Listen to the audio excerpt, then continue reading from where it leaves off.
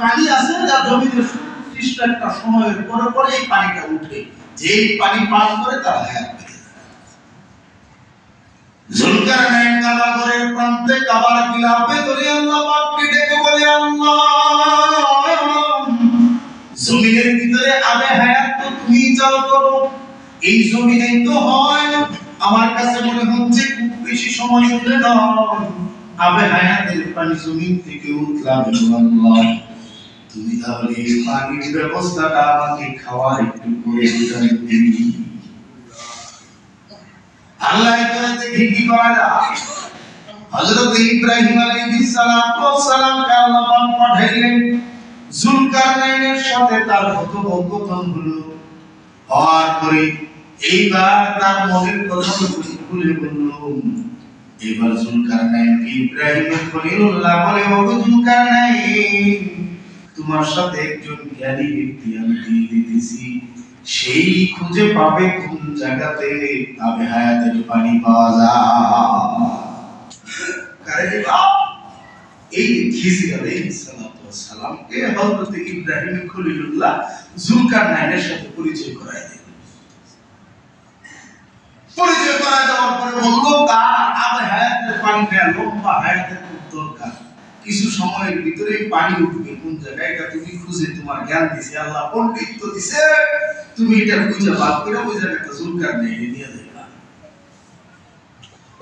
ঠিক যখন পানি খুঁজতে খুঁজতে দুইজন বের হয়ে গেছে, আবে হায়াতের পানিটা যখন কাছাকাছি সময় জমিন থেকে ওঠে, এটা যাদের জ্ঞান আছে, বিদ্যা আছে, তারা দেখতে পাবে পানির সাথে সাথে আপনার আবে হায়াতের পানি লেখা আর ভিতর উপরে ভাসতে থাকে।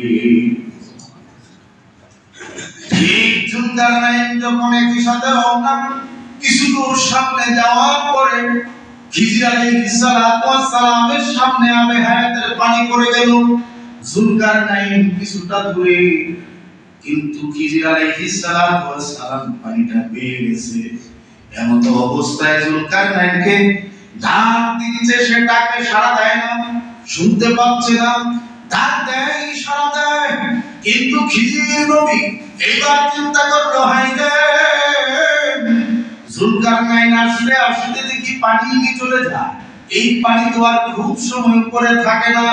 হাই রে, ডাক দেয়, আসে না, ডাক দিতেছে, আসতে আসতে যখন মনে করলো হাই রে, সে নিজেও খাইতে পারবে না, আমি আর দেরি কইরা লাভ কি, আমি আগে খায়া দেই, সে যদি আইসা পায় তাহলে পাইব, ঠিক না?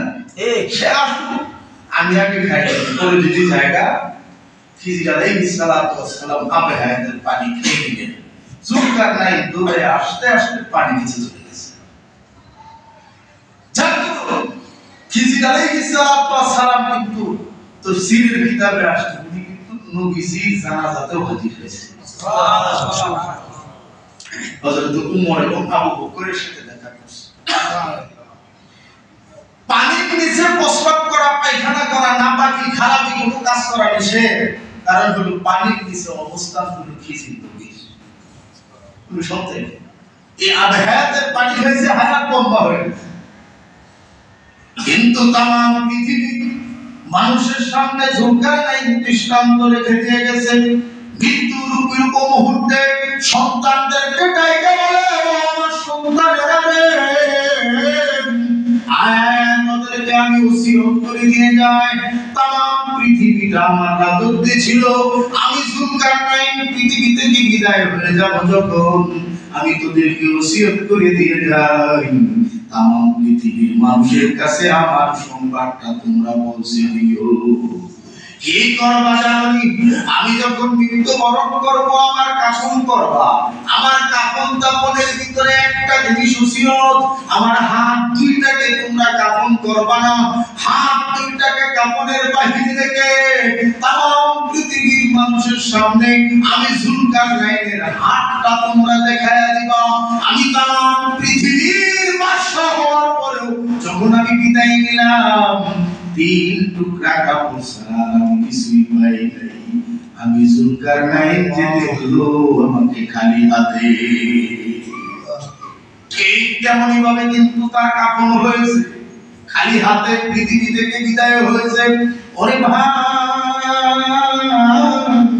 তামাম পৃথিবীতে আল্লাহ তোমার যে হায়াত দিয়া পাঠাইলো, অন্যায় করো, অত্যাচার করো, সন্তানটার ভালোর জন্য কত টাকা পয়সা গাড়ি বাড়ি দিয়া গেলা, কিন্তু চিন্তা করলা না সন্তানের আরামে রাখলা, দুনিয়াতে আরামে আনার ব্যবস্থা করলা, দুনিয়াতে আরামে রাখার ব্যবস্থা করলা, কিন্তু তোমার সন্তান তো একদিন দুনিয়াতে থাকবে না, সেই দিন আরামে মৃত্যুবরণ করতে পারে কিনা এই শিক্ষা তুমি দিলা কিনা?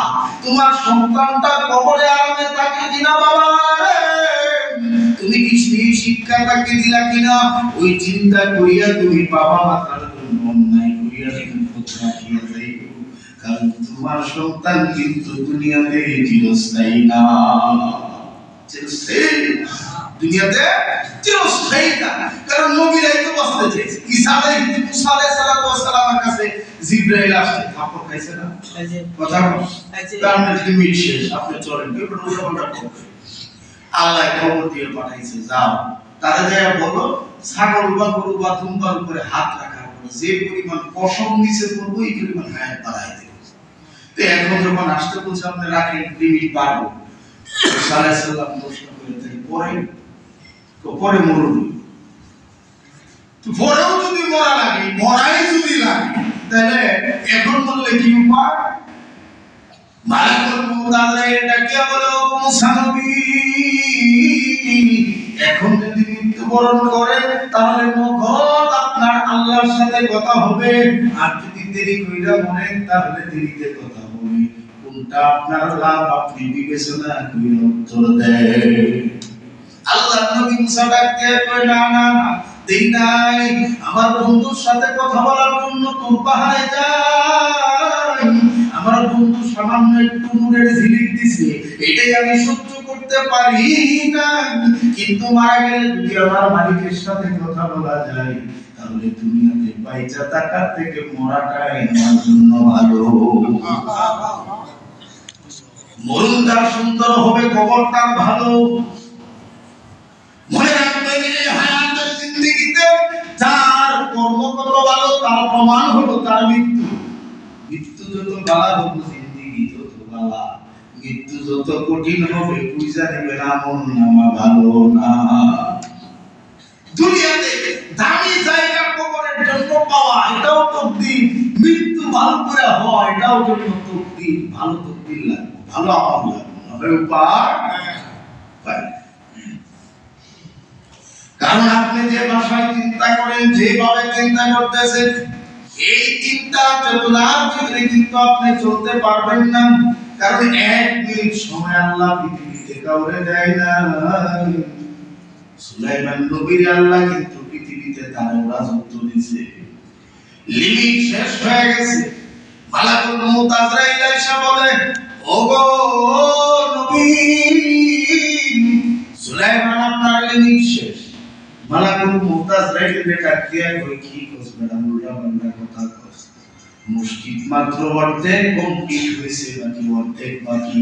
আমি যদি মারা যাই খারাপ চিন্তা তো আর মুশকিল বানাবে না। আল্লাহর কাছে জিজ্ঞাসা করে আসো কি উপায়, এখন বললে মুশকিল বানানো বাকি থাকবে। আল্লাহ ডাক দিয়ে বলে, মালাকুল মউত, আমার বন্ধুর লিমিট শেষ হয়ে গেছে, এক সেকেন্ড তাকে বেঁচে থাকার কোনো উপায় নাই। যদি মুশকিল বানানোর জন্য তাকে বাড়ায়া রাখতে হয়, জীবিত অবস্থায় থাকতে পারবে না, আমি আল্লাহ তাকে এক্সাম কবজ করায়া মৃত ব্যক্তির জীবিতর মতো দাঁড় করায়া রাখবো। আল্লাহ, সুলাইমান নবী কিন্তু মারা গেছিল, মারা গেছে, দাঁড়ায় গেছে, জিন দ্রুত কাজ করছে, চেহারা কোনো বিকৃতি নাই, অধিকটা বা উপকারে জানায় গেছে, তুই খাইতে থাক ততদিন পর্যন্ত। মসজিদ কমপ্লিট, লাঠি নিচ দিয়া খাওয়া শেষ, সুলাইমান পড়ে যাবে। ঠিক যেদিন মসজিদ কমপ্লিট হয়ে গেল, লাঠিও ভেঙে পড়ে গেল, সুলাইমান পড়ছে। এইবার মনে করেন ডাক্তার ডাইকাই না যখন টিপ দিয়ে দেখছে যে এখন মনে নাই, বহুদিন আগে মরছে। কারণ মরণ তো তুমি কোনো ছাড় দেন, আপনারা আমার ছাড় দেব কেমনে, কোন জায়গা থেকে আপনি ছাড় পাবেন? কারণ মৃত্যুর জন্য আপনার সুন্দর জায়গা, আপনি সুন্দর থাকার জন্য এত দোয়া আল্লাহর কাছে করলেন, সুন্দর বাচ্চারা পৃথিবীতে পাওয়ার জন্য এত দোয়া আল্লাহর কাছে করলেন। করলেন, ব্যবসা বাণিজ্য চাকরি বাকরিতে উন্নতি হওয়ার জন্য এত দোয়া আল্লাহর কাছে করলেন, সংসারটা সুখে থাকার জন্য কত দোয়া আল্লাহর কাছে করলেন, কোনদিন তো এই দোয়াটা করলেন না, আল্লাহ আমার মৃত্যুটাকে সুন্দর করে দিন। এই দোয়া তো টাকা দরকার ছিল মরণটা সুন্দর কইরা দিও, না হয় বড় বিপদ। কিয়ামতের ময়দানে আল্লাহ পাকের দরবারে যখন দাঁড়াবে, সেই দিন কিন্তু প্রতিটা বিষয় সম্পর্কে হিসাব দিতে হবে, কোনো মাপ নাই, কোনো মাপ নাই। আল্লাহ পাক কিন্তু জানায় দিয়েছে বান্দারে, তুই দুনিয়াতে যত ভালো করো আর যত খারাপ করো না করো, তুমি সব কিছুর হিসাব আমি আল্লাহ নিব।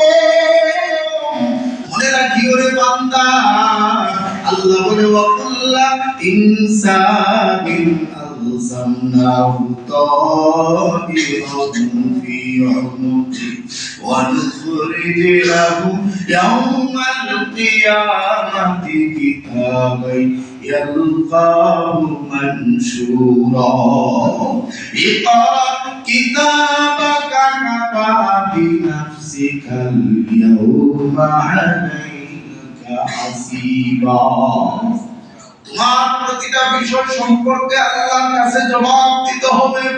আমলনামা নিয়ে তুমি কিন্তু গলার ভিতরে দাঁড়াবা, তোমার সব ভালো মন্দের হিসাব কিন্তু সেই দিন আল্লাহর দরবারে দিতে হবে। ওরে ভাই, মৃত্যুর জন্য আল্লাহর দরবারে একটু দোয়া করবি, আল্লাহ তুমি আমার এমন ভাবে মৃত্যু দিও যে মৃত্যুর সময় আমার তকদিরে কালেমা তৈয়বা নসিব হয়ে যায়। জুমার দিনে মৃত্যুর জন্য আল্লাহরে কোনদিন দোয়া করে বলছো, আল্লাহ হায়াতের জিন্দেগি শেষ হয়ে যাবে কিন্তু মরণটা দিলে জুমার দিনে দিও, এমন জায়গায় মরণ দিও রে আল্লাহ যেই জায়গায় কবর গেলে আল্লাহর দরবারে কোনো হিসাব দিতে হবে না। পৃথিবীতে সব থেকে দামি মাটি, দামি কবরের জায়গা হলো মদিনার মাটি। এই জন্য আমার আপনার হাবিবকে আল্লাহ পাক মক্কায় জন্ম দেওয়ার পরেও মদিনার মাটিতে তার জন্য কবরের জায়গা করছে। কোন ব্যক্তির যদি মদিনার মাটিতে এক টুকরা মাটি নবীর রওজার পাশে হয়ে যায়, আল্লাহর কাছে যদি দোয়া করো যে ভাই আল্লাহ হায়াতের জিন্দেগি তুমি যা দিছো তোমার প্রতি সন্তুষ্ট রে মালিক, কিন্তু তুমি আমার তকদিরে এক টুকরা কবরের মাটি কইরা দাও জান্নাতুল বাকিতে, নবীর পাশে যদি শুইতে পারো এর থেকে বড় সুন্দর তকদিরওয়ালা মৃত্যু আর দুনিয়াতে না। মদিনার মৃত্যু বড় দামি মৃত্যু, রমজানের মৃত্যু বড় দামি মৃত্যু,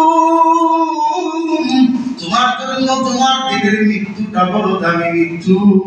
মনে রাখিও দামি মৃত্যুর জন্য আল্লাহর কাছে বেশি বেশি দোয়া করো। হঠাৎ মৃত্যু ভালো না, তকদিরে কারো যাতে হঠাৎ মৃত্যু না হয় আল্লাহর কাছে দোয়া করো, আল্লাহ হঠাৎ মৃত্যু দিও না রে মালিক, তওবার সুযোগ দিও, নামাজের সুযোগ দিও, কারণ কবর দেশে কিন্তু কোনো মাপ নাই, কোনো মাপ নাই। মৃত্যুটা যাতে আমার চার প্রকার ব্যক্তির হয় আল্লাহ জানায় দেন, ওমাই ইতুইল্লাহা ওয়ার রাসূলা ফাউলাইকা মা'আল্লাযীনা আন'আমাল্লাহু আলাইহিম মিনান নাবিয়্যিনা ওয়াস-সিদ্দীকিন ওয়াশ-শুহাদা'i ওয়াস-সালিহিন। শ্রেষ্ঠ মৃত্যু হলো নবীদের মৃত্যু। কথা ঠিক কিনা? নবীদের মৃত্যু হলো পৃথিবীতে তারা সবচেয়ে দামি মানুষ, তারা আল্লাহর নবী।